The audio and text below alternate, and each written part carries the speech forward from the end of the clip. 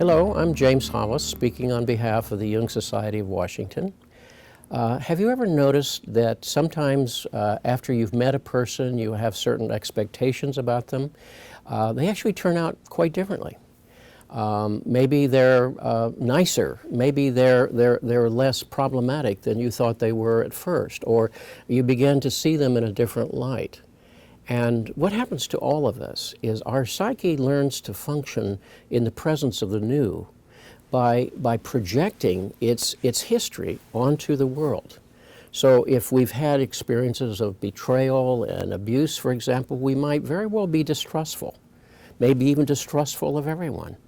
Or we might feel that we have to sort of take care of them, or we have to sort of fix things and make them all right. Now, those are projections. Now, a projection is an unconscious mechanism, so I don't know I've done it. And a projection occurs because something has been triggered in my psyche, in my psychological history.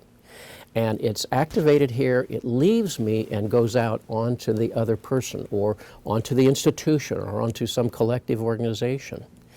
And then secondly, I began to realize that the other person doesn't quite line up fully with what my expectations are. And I experienced some cognitive dissonance, some confusion about that. And then thirdly, often I move into a position of trying to exercise some sort of power in the situation to sort of maneuver that person back into line.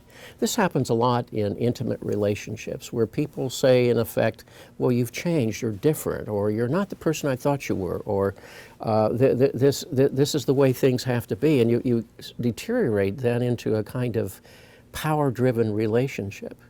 And then over time, projections have a tendency to dissolve and fall back into the unconscious. So I don't realize it's what I put out on you that produced my reaction. I assume it's all about you.